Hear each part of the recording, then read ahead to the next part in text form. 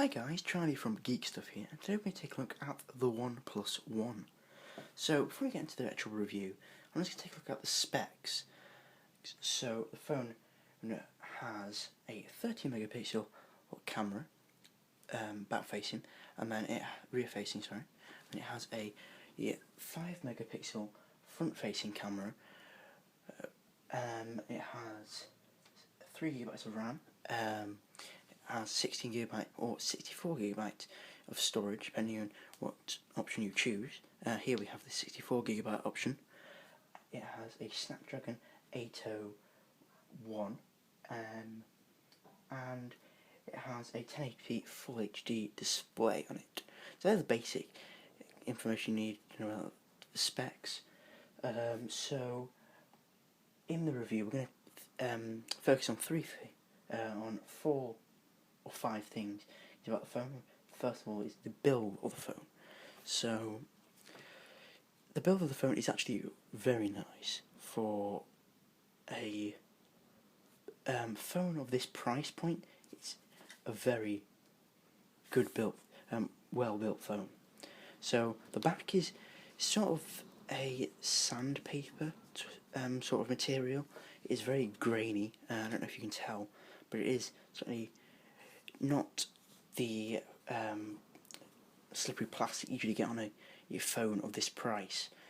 So I really do like it. It really is actually, with your phone being 5.5 inches, well, it's quite a large phone. It is very nice to have a kind of a grainy material on the back to help you hold on to it a bit better. So I really like that feature, move the camera over a bit. So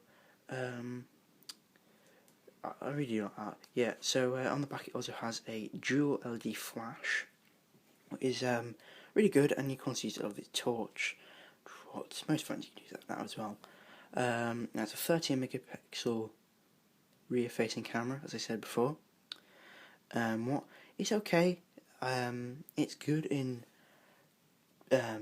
good lit areas, but in dark lit areas, areas haven't got quite a lot of light, it isn't that great. It is quite a lot of noise, and it just isn't very good, really. I was expecting a little bit more, but oh well. So you always have the OnePlus One logo there, and the CyanogenMod logo there, and the name, because this is a CyanogenMod phone. I mean, it is, as well as running Android, it is obviously running CyanogenMod 11S, what is really good. I'll go into that a bit later in the review. So on the side you'll see the SIM tray, and you see the little holes so you can put the SIM ejection tool in. You see the volume rocker up and down, obviously, which is really good. You see the headphone jack up here, you see a microphone there. Down at the bottom you see two speakers, are relatively good.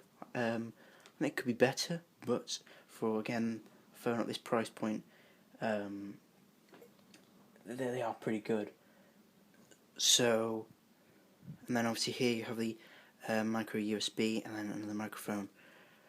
On this side you have nothing but the sleep, wake and power on button. On the front you have the front facing camera, is 5 megapixels, I do believe. And then you have the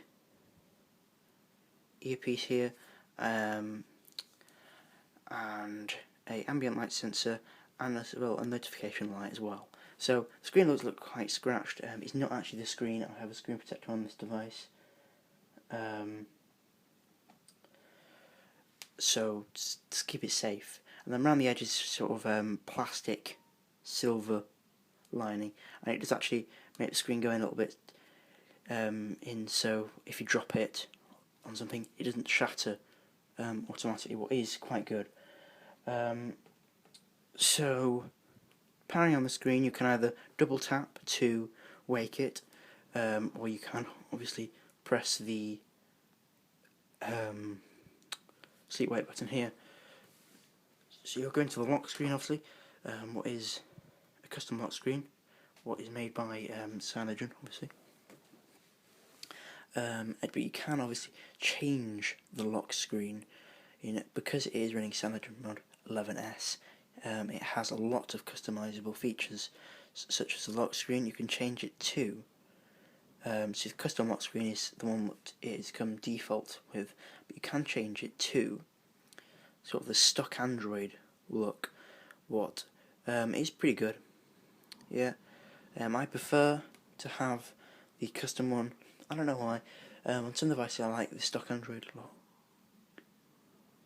screen.